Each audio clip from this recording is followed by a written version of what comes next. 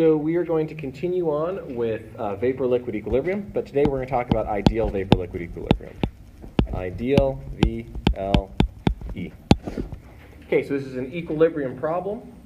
So our starting point is always going to be the fugacities. So in this case, the partial fugacity for every species has to be constant across all the phases. So whatever the partial fugacity of species I in the liquid is, it's going to be equal to the partial fugacity of I as the vapor phase.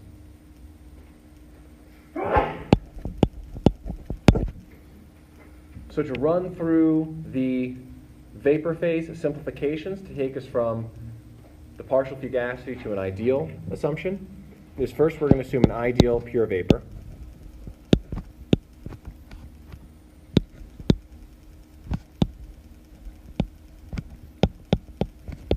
Which means our fugacity coefficient, which is a function of only the temperature and pressure, is going to be equal to 1.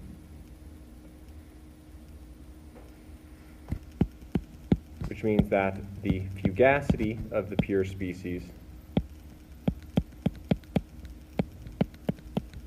is just going to be equal to the system pressure.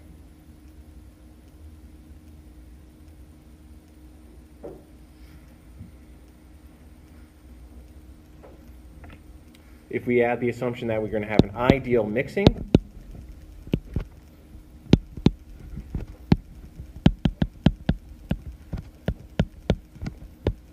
then we're going to say that the partial fugacity of species I in the vapor phase, so this is going to be a function of temperature, pressure, and fluid composition,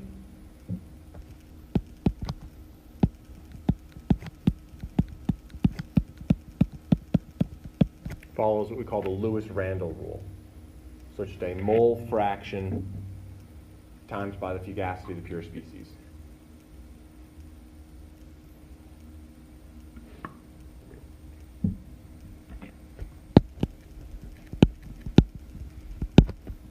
So we combine these.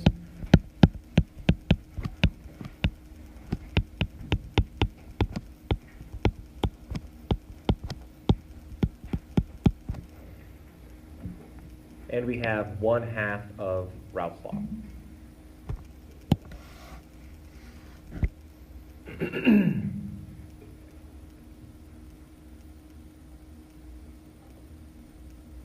For the liquid phase,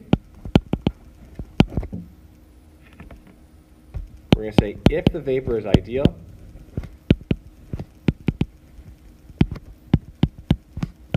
then the pure liquid fugacity is equal to the saturated vapor fugacity,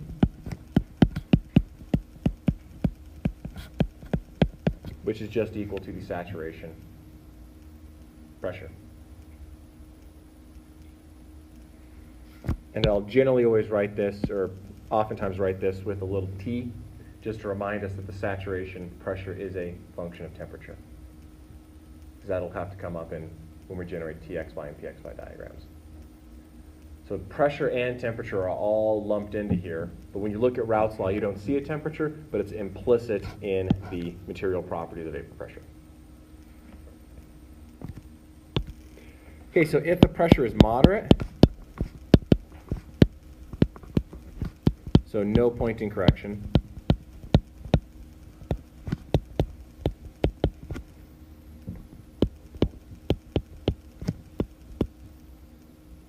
the partial fugacity, the fugacity of the liquid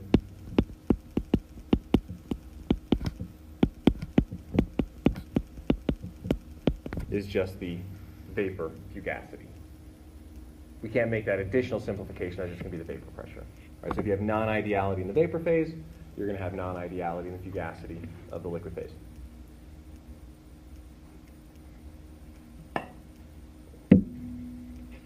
In the liquid, if we assume ideal mixing,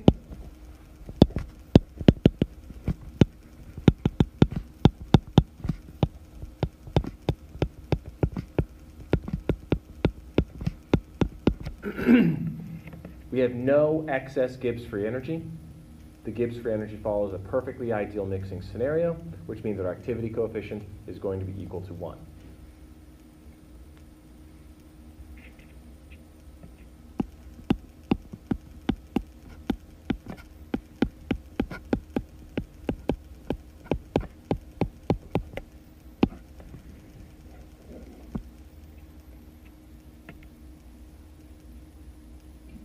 And so we put it all together and we get Raoult's law.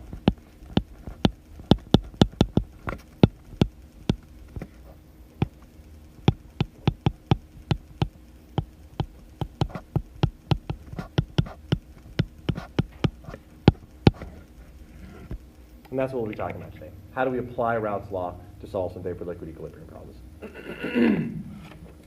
And then recall that we have one of these equations for every species in the system.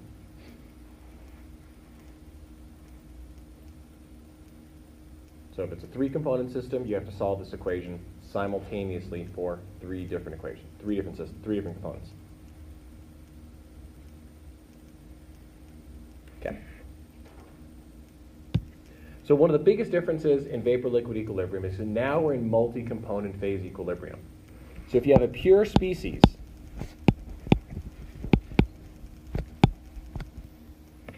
boiling and condensation are at the same point.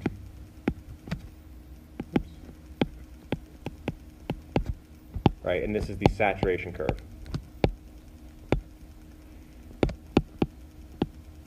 Basically, right, whatever pressure or temperature the system boils at. If you're pure water at 1 atmosphere pressure, it's 100 degrees C. If you cool a vapor below 100 degrees C, you form a liquid. If you heat a liquid to 100 degrees C, you form a vapor.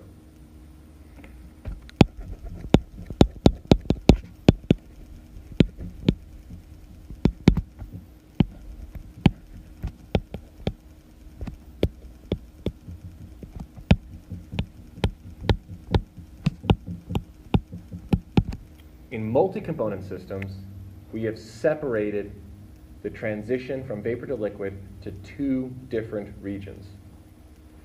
The dew point is the first liquid,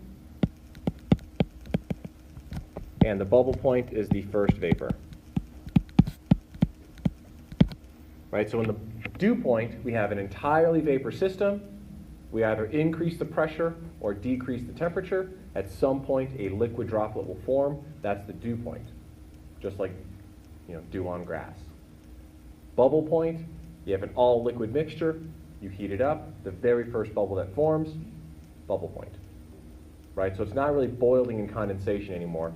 The general terminology is dew and bubble point. In a single-component system, right, it's just a simple phase transition. It boils, it condenses. But in a multi-component system, we break that into two different regions.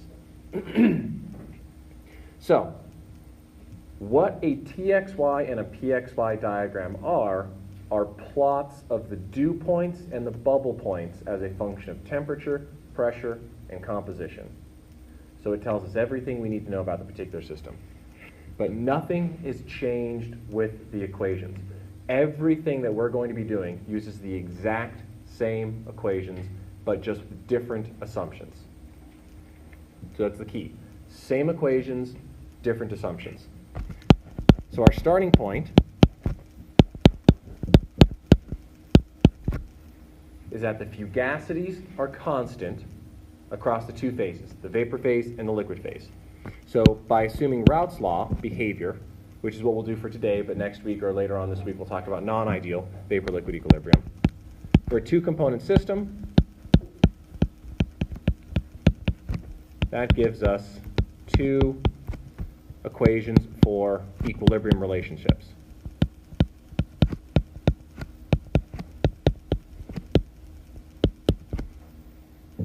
Right, so we'll see that in this equation, it's a function of the composition, the temperature, and the pressure.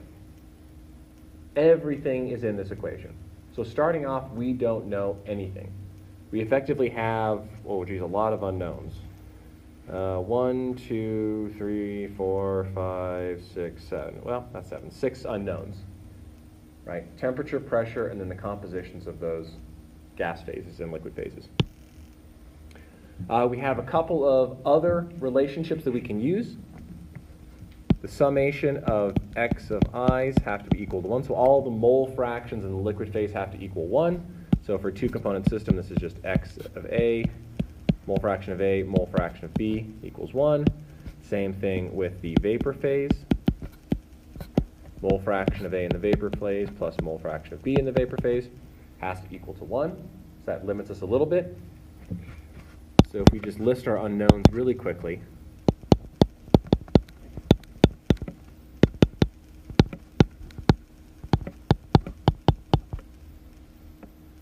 six unknowns.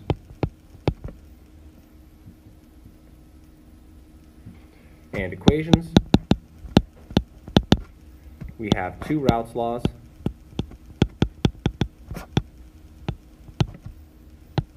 Two mass consistency relationships.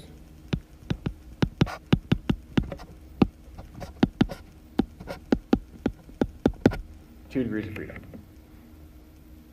So we need to specify two properties, and then we can perform a multi-component vapor-liquid equilibrium calculation. That could be defining the temperature and pressure, and we solve for the composition.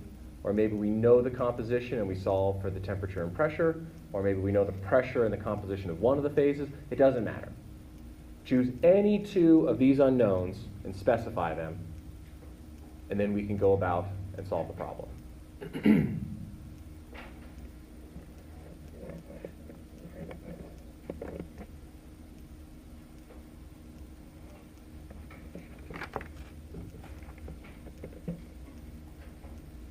Okay, so let's go really quickly over the PXY diagram here we'll be using for some examples that we'll all be working through problems together. But let's just go really quickly through the TXY diagram. Okay, so I have them labeled, but in general, I wouldn't have to put these labels here, right? This should be something that we can kind of work through, and I always go through the process whenever I look at one of these two and remind myself that I know what's going on. So, a couple of key things. Well, I gave it to you on the bottom already, so it kind of spoils the fun, right? But this point right here, this is the property of pure isopropanol. So in this case here, this is a mixture of isopropanol and 1-propanol. This TXY diagram was drawn at a pressure of equal to 1 atmosphere, and this was calculated assuming Raoult's law behavior. On the x-axis, this is always the most volatile component. Right, the one that wants to boil at the lowest temperature. There is no reason for this other than it's a convention. It just makes it so that all TXY diagrams at least look somewhat familiar, right? That the higher temperature should always be on the left, and that the lower temperature should always be on the right. What happens in the middle, it's all fair game, right? You could have a minimum or a maximum, in which case you'd have an azeotrope, but you can have minimum boiling point azeotropes, maximum boiling point azeotropes, but the anchor points on the left and on the right, that's just a convention to make things a little bit easier. So we can see here that we have isopropanol as the x-axis component, and it has a lower boiling point. So it's the one that's going to evaporate the most quickly at room temperature, or it's the one that's going to boil at the lowest temperature to heat it up. At high temperatures, this is all vapor. At low temperatures, this is all liquid. So if we were to take a 50-50 mixture of isopropanol and 1-propanol, right? Of course, isopropanol is this, and 1-propanol is this, so just a small little substitution on the conformation. If we were to take a 50-50 all-liquid mixture and heat it up, we would enter the two-phase region at its bubble point. The collection of all the bubble points for all of the different compositions that are possible is the bubble curve, the dashed line in this case. If we have an all vapor mixture and we cool it down, the point where we enter the two-phase region is where we have the dew curve, or the dew point. The collection of all the dew points makes the dew curve. So that gives us a region here where we will be continuously boiling. And the composition will change depending on what temperature we go to. So in a pure component system like water, right, we can calibrate temperature sensors by putting them in an ice bath or putting them in boiling water. Because as the water boils, the temperature stays exactly constant. So the energy that you put into a pot of boiling water just goes from taking stuff from the liquid phase to the gas phase, that's the heat of vaporization.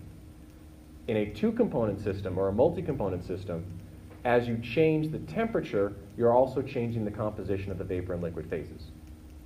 Right? So remember, at equilibrium, the temperature is constant and the pressure is constant across both phases.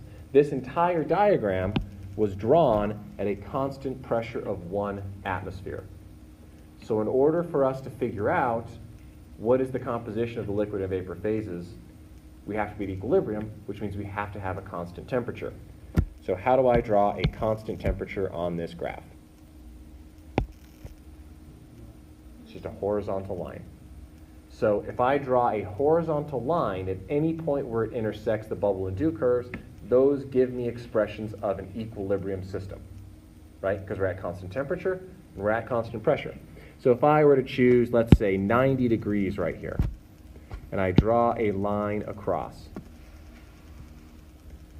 Now, a couple of interesting things. What this tells me is that if I were to take 90 degree, in this case it would be pure 1-propanol, right? The left axis is 100% 1-propanol.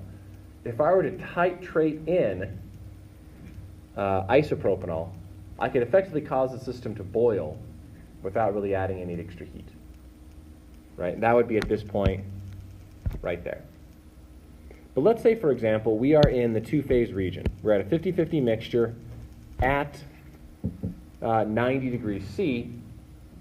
We can read off the vapor composition and the liquid composition. This will give us all of the YIs, or the mole fractions in the vapor, and this point will give us the mole fractions of the liquid. So what we're going to be talking about now is how do we generate these curves, how do we perform these calculations. But this should hopefully be very familiar from undergraduate engineering classes. Okay, so what we're going to be focusing on now, that was the TXY diagram, but we're going to be focusing on the PXY for these next example problems, because it's actually the easier of the two to work with. So on your sheet, and I have the example up there, we're going to be working with a methanol, 1-pentanol. And this is at 90 degrees C. I believe is what the chart was made at, yep. And so the only thing that we need to solve the vapor-liquid equilibrium is what assumptions are we making? In this case, it's ideal, so we're going to use Raoult's law behavior. And we only need one material property, which is the vapor pressure. So I'll give you the vapor pressure at these conditions. So the pressure of methanol, the saturated pressure, at 90 degrees C, and it's also on the handout here, is 15.3 kilopascals.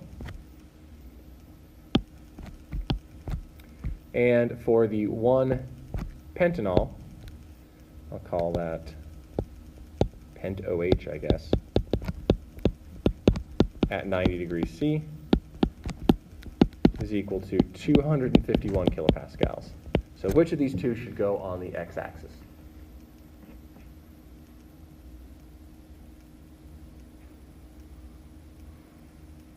Which of the two is more volatile? Methanol. Much, much, much more volatile. Right? It boils basically 200 kilopascals or 2 atmospheres lower.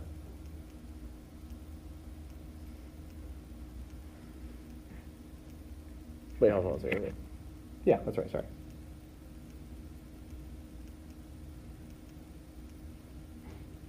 Oh, I had these switched. Duh. I had a panic moment there. These are switched. That's why.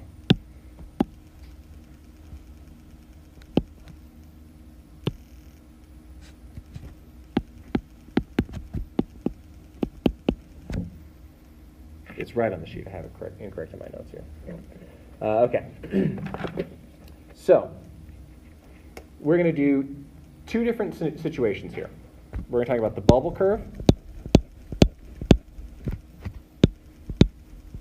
or rather the bubble point, we'll just call it right now. And the dew point.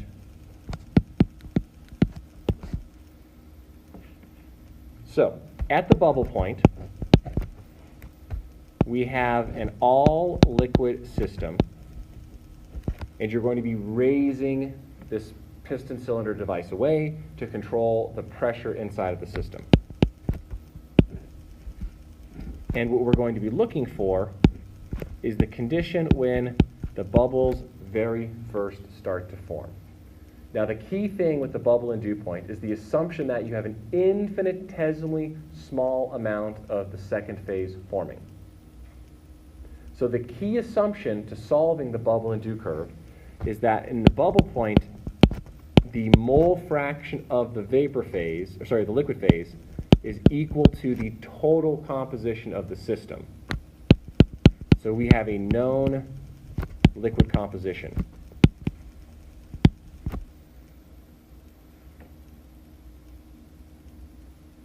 To contrast that, the dew point is exactly the opposite,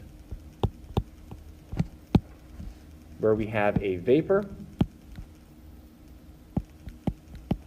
that is being condensed by pressurizing the system, and we're looking for when those very first liquid droplets begin to form, that dew begins to form. The opposite case here is that we're assuming we have an infinitesimally small amount of the liquid phase that forms. So we can assume that the total composition of the system is equal to the vapor composition.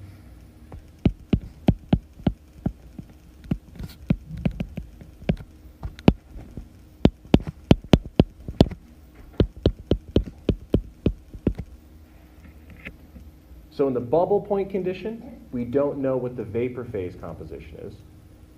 In the dew point situation, we don't know what the liquid phase composition is. So this is going to be our starting point. So mathematically, our goal is to find an equation that has all of the unknowns that we need to solve for, and then substitute in equations that we can actually use to calculate it. So our starting point for the bubble point curve is that all of the mole fractions in the vapor phase have to be equal to 1. And the starting point for the dew curve is that all of the mole fractions of the liquid phase added together has to equal 1. So in this case here, we are solving for the bubble and dew point conditions for a Pxy diagram, which means that the temperature is known, which means that we can calculate the saturation conditions.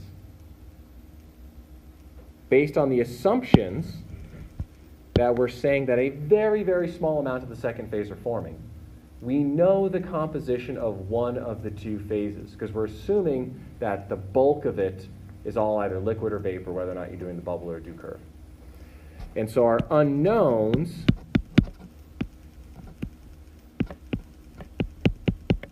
is the composition of the opposite phase.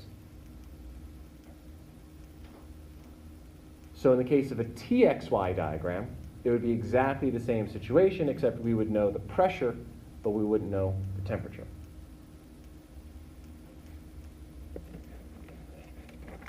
Okay, so here are the problems we're going to work through.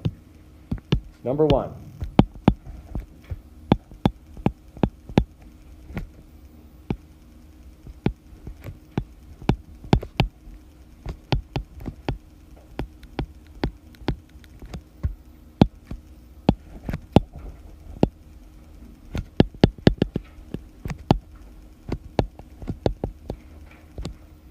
So to start off with, we need an equation for the dew point and an equation for the bubble point.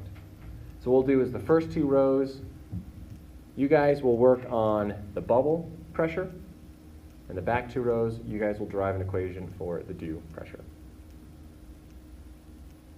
So our starting point, right, we talked about on the previous slide, and we have Raoult's law. So all we will need is Raoult's law and the mass consistency relationships that XA plus XB is equal to 1. But in this case, I want you guys to derive it generalizably, right? Not for a two-component system necessarily, but for a multi-component system. So take a moment. So first 2 rows, bubble curve, back 2 rows, do curve, and we'll walk through the derivation really quickly.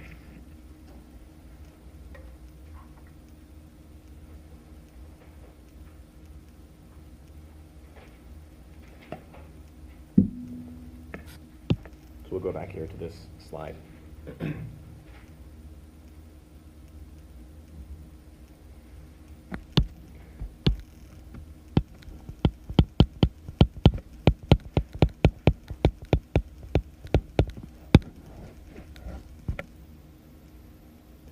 So you don't have to do any sort of transformations or anything like that. Just note that every variable that you see here, right, we just have to know what is the known and what is the unknown.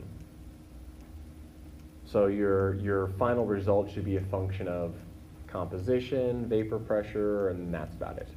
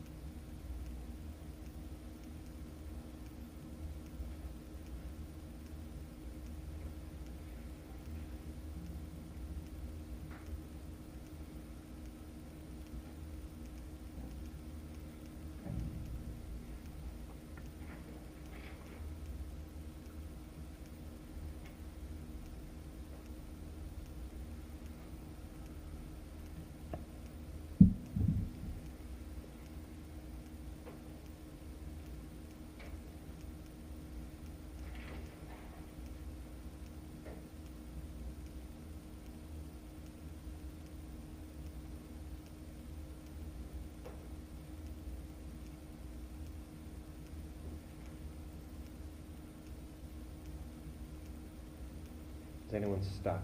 Who has questions?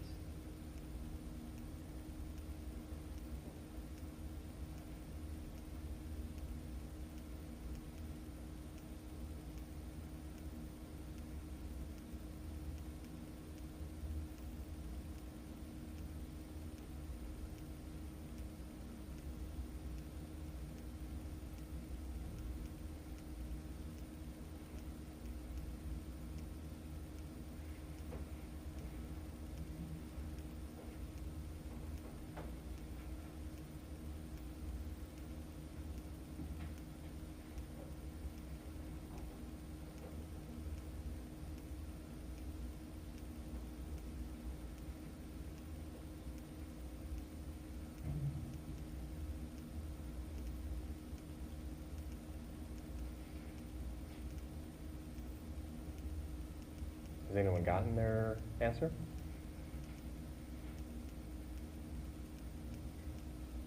I'm trapped over here.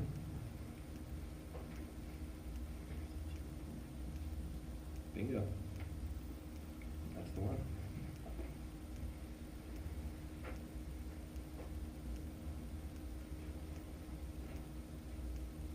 Okay, who feels like they're on the right track?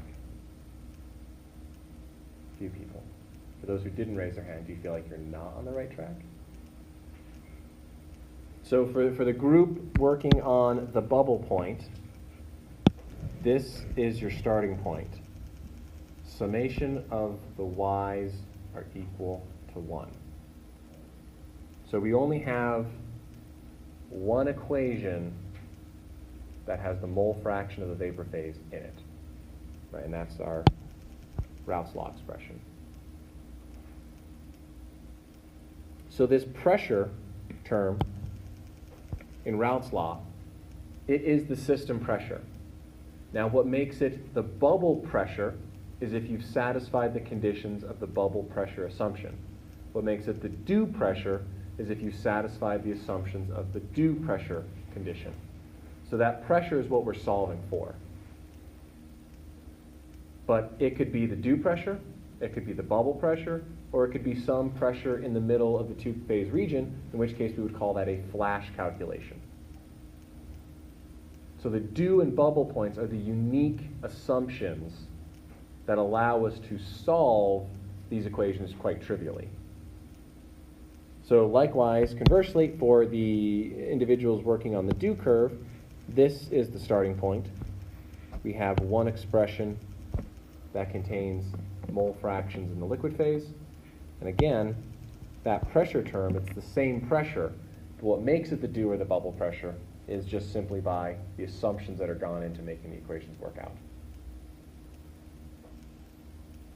So with that clarification, the goal is substitute Raoult's law into these expressions and solve for the pressure. So take a minute, work through that for your curves, and then we'll walk through it together.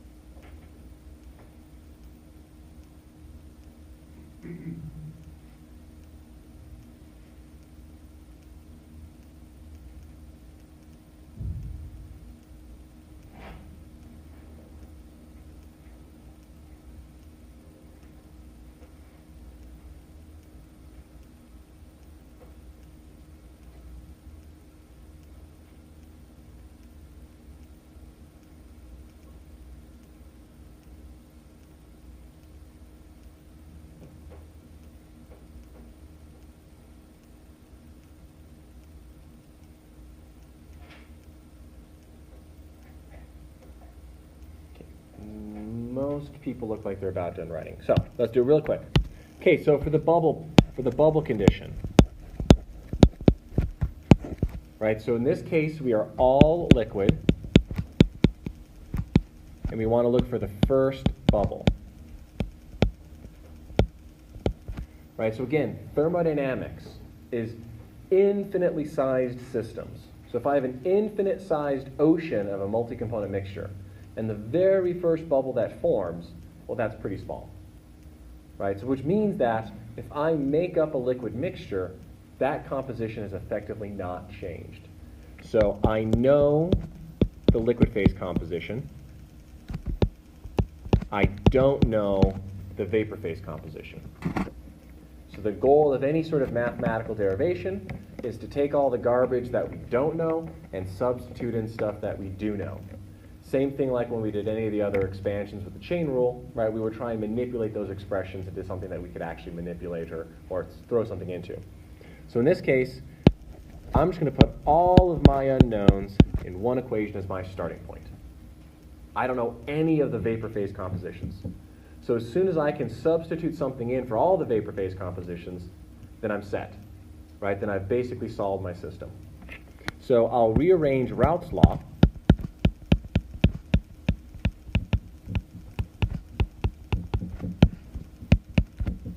Right, just move the pressure over to the other side of the equation, substitute it in which case 1 is equal to the summation of all the different Raoult's law expressions. I solve for the pressure, and I know this is the bubble pressure, not because of some magical reason, but because I have assumed that I know what the composition of my liquid phase is.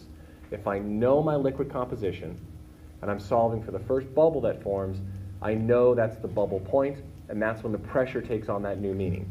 So in this case, the pressure is equal to the bubble pressure based on the assumptions of the system, which is equal to summation of the mole fractions times by their saturation or their vapor pressures. So in the case of those, your handout, the PXY diagram, this is a linear expression, right? And if you look on your PXY diagram, the bubble curve is a straight line. The do conditions are exactly the same but opposite. I know my vapor composition, I don't know my liquid. So I'm going to solve for the summation of all my mole fractions in the liquid phase are equal to 1. So everything just turns out to look a little bit different. So in this case, my Raoult's law that I've rearranged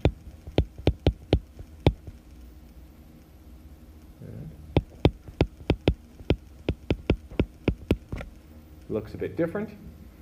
I substitute it in.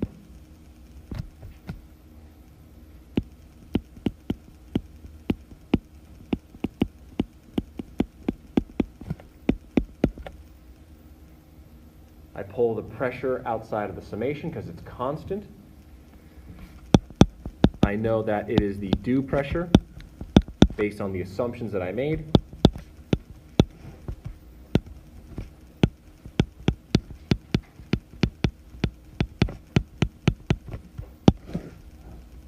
And this is very clearly a non-linear function.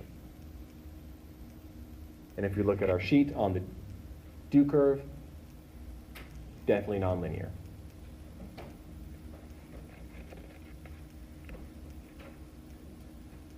Okay, any questions on the bubble and the do curves? So how I generated this figure here is that I varied my total system composition. You know, all the way from 1% pentanol all the way to 100% pentanol, or 1% methanol to 100% methanol. And then at every single composition here, let's say 0.1. If I assume that the 0.1 is all liquid, right, at high pressure, and I pressurize it, I solve for 1 point, that is the bubble, which is just simply the equation that we just derived, summation of xi pi sat. Or if I come from the opposite direction, I assume that that 0.1 methanol composition is all vapor. I solve for the dew point. Basically just plug and chug from that problem that I had, and then repeat that hundreds or thousands of times, however many data points you want to have in the system. Put it all together, you have the bubble curve, and you have the dew curve. Txy diagram, it is exactly the same equations. The only thing that's different is now that we don't know the temperature, but we do know the pressure. So if we go back to our equations, this and this, the bubble curve and the dew curve, are exactly the same. But there is no convenient way to explicitly solve for temperature. The temperature is hidden in the vapor pressure.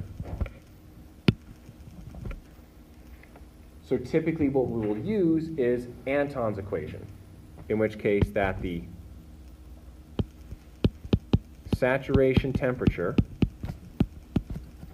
typically it's log or natural log. Let's see if I got this form right. Oh, it's minus. That's what it is. I thought.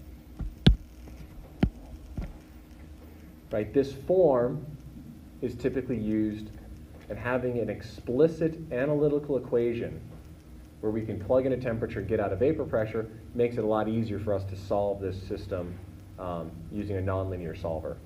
If we had a tabulated value of the vapor pressure as a function of temperature, then solving the dew temperature and the bubble temperature would be an iterative guess and check scheme. But if we have these continuous analytical expressions, it allows us to put it into a nonlinear solver. So in the case of the bubble pressure and the dew pressure, it's strictly plug and chug. You know the temperature, you solve for the vapor pressures, you plug them into the two equations, and just repeat that for all the different compositions.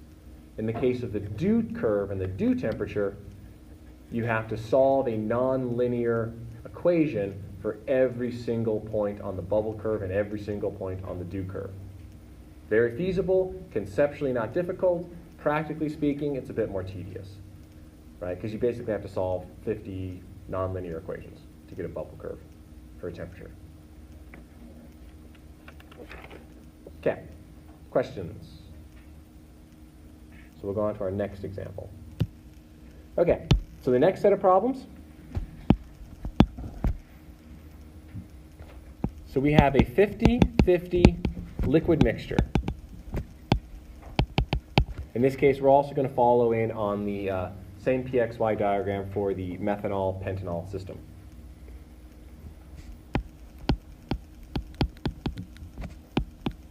What is the vapor composition at the bubble point?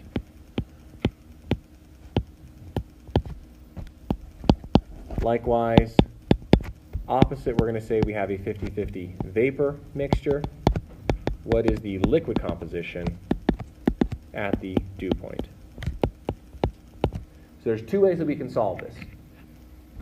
PXY diagram or using the bubble equations and Raoult's law, which effectively are the same thing.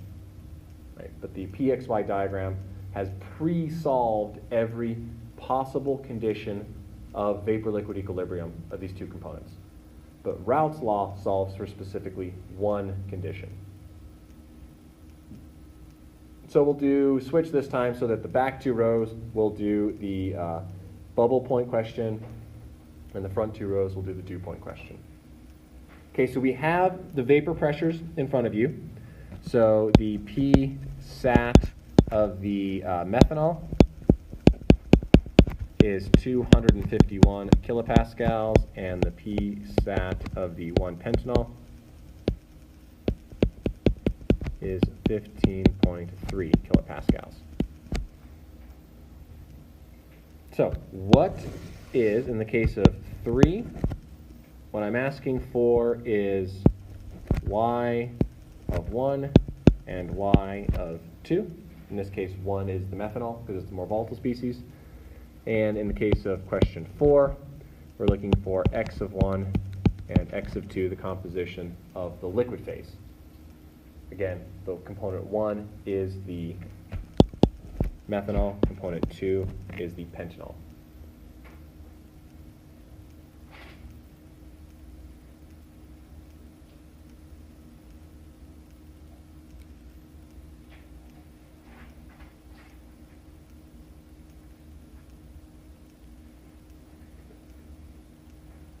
So there are a number of ways to solve this, so be creative.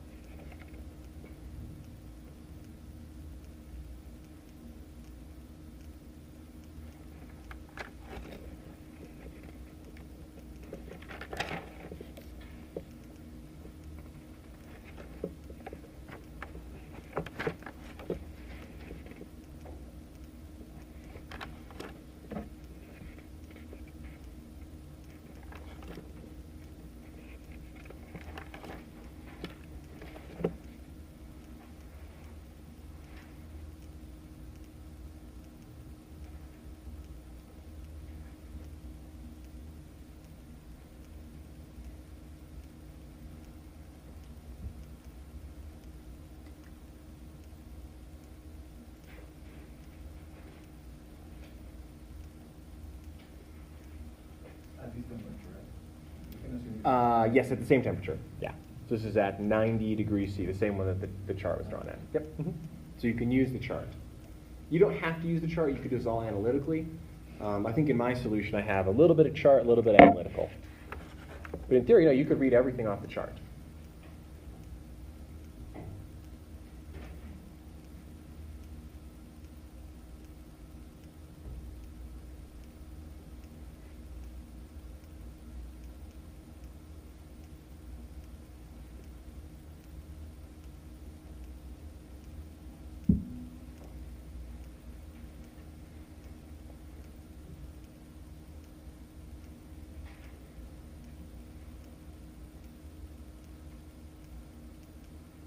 Okay, who feels like they're on the right track?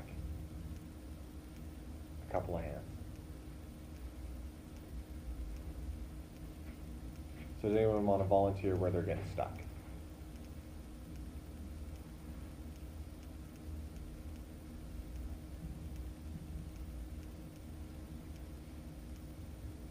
So for question 3 on the liquid, we know the liquid composition. We're trying to solve for the vapor composition.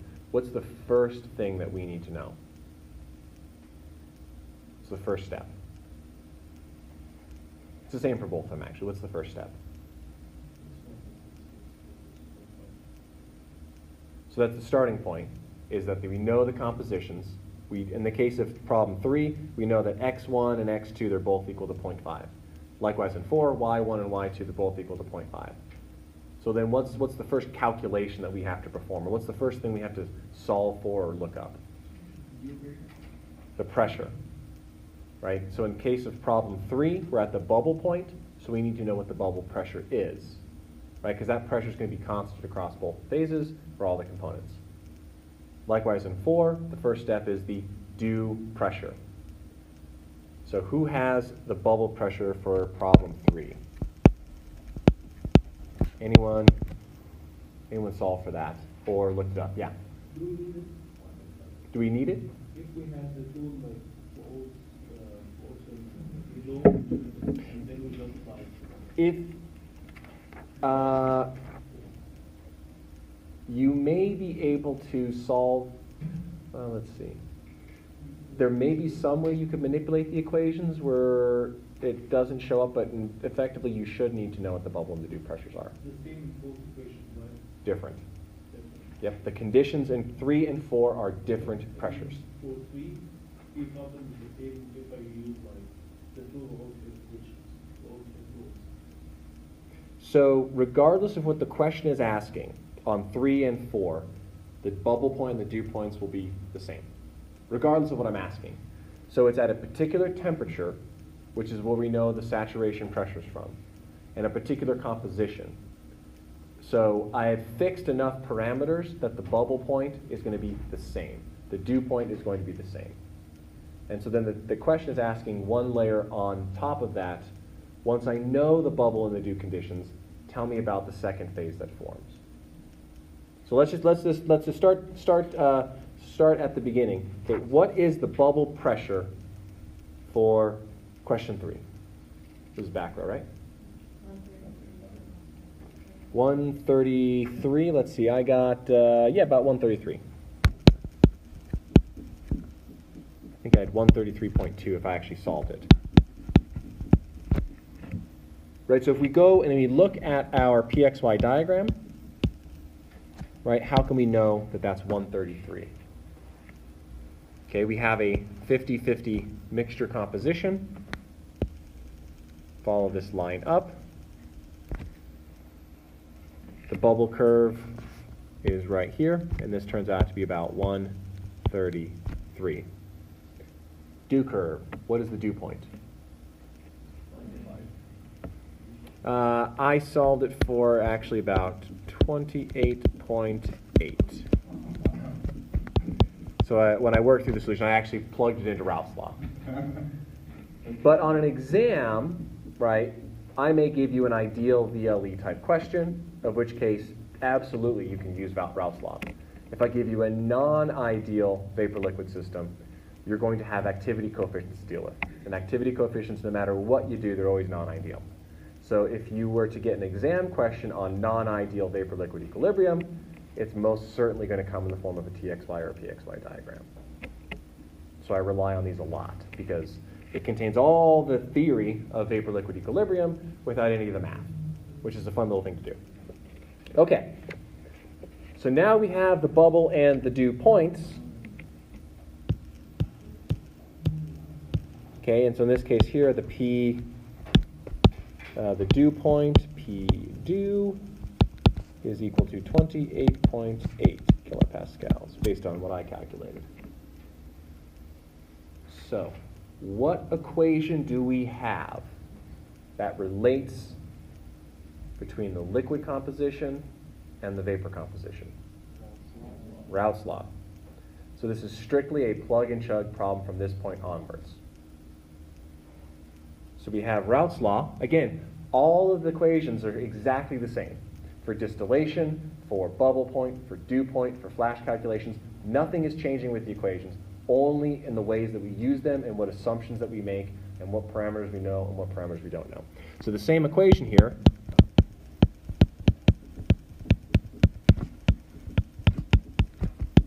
will be used for both of them. Sometimes we know certain expressions, sometimes we don't. So in the case of question 3, right, we're looking for solving for y's, and in 4, we're looking to solve for x's.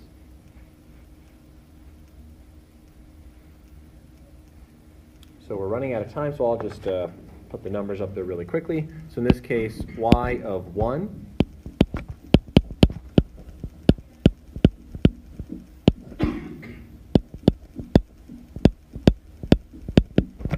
right, we're at the bubble point, so I'm using the bubble pressure to stand in for the system pressure. I know the liquid composition, and I know the vapor pressures of all the components. So it's strictly a plug and chug type problem. 0.5 is the mole fraction.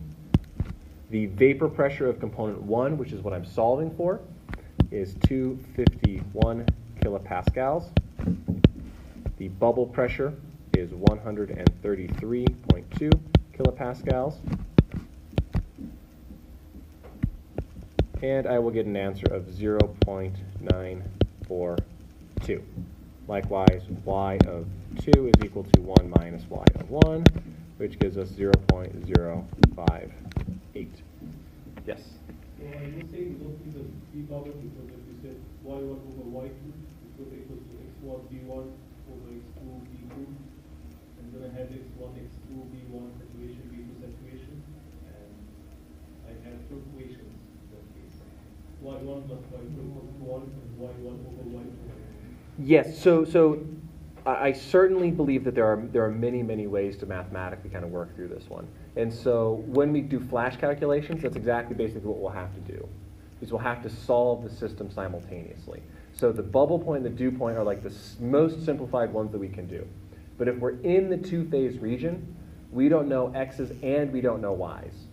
So in that case, there is no way to avoid multiple equations that have to be solved simultaneously unless you know the creative way to substitute them in together to get one equation with one unknown. But absolutely, you can solve all of these expressions with a system of linear equations.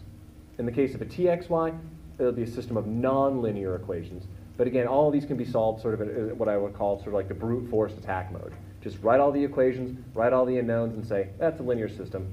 I'll just use a solver to get me the answer. So let's go really quickly. So our answer here was 0.94, so almost pure, in this case, methanol. So let's double check on our PXY diagram. Does that make sense? Okay, so in this case, we're solving for the bubble point, right? So we are at a 50-50 mixture. We're reaching the bubble point. Now that's fixed our composition, and it's fixed our pressure. So we draw a cross over here, and if we read off the vapor phase composition, yeah, that seems about right. About 94% methanol. So while we're here, we'll do the same thing with the dew curve. And we should expect something on the order of about 5% methanol. So let's go through the math really quickly to see that we actually get that answer.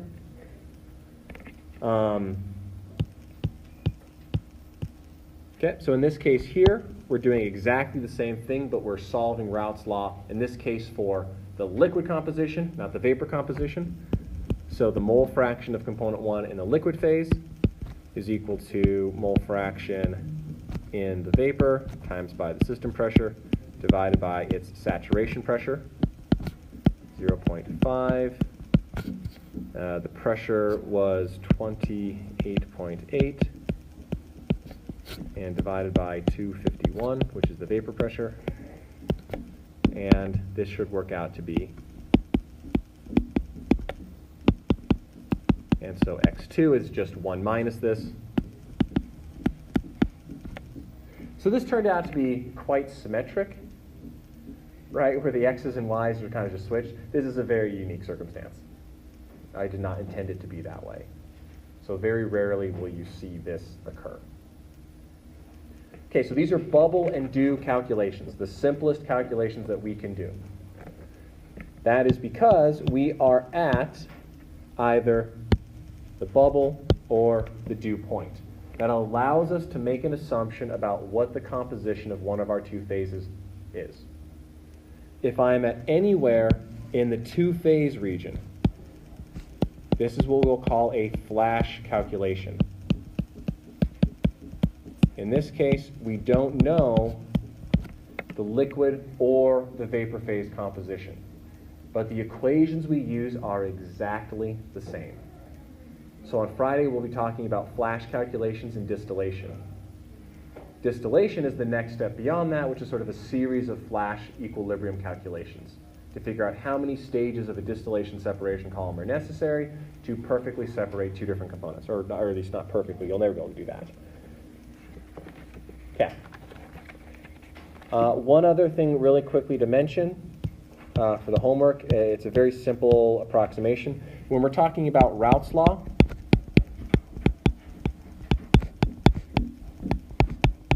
if we have a gas-liquid system, right, in this case it could be like water with air on top, we use an assumption called one condensable component. We basically assume that the liquid phase is pure water. So in this case, x is equal to 1. So the equations get even simpler. So if I want to know what is the maximum amount of water that can be in the vapor phase, it turns into a very simple expression.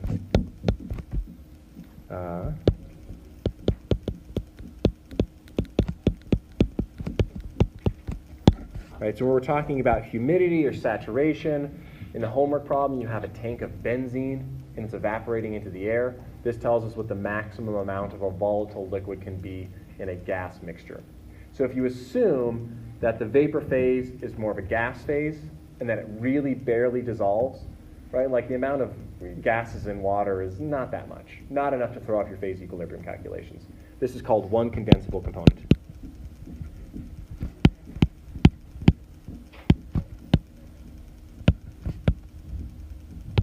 So this is just an assumption to make things easier. So for humidity calculations. Okay. Any questions? I ran over a bit in time.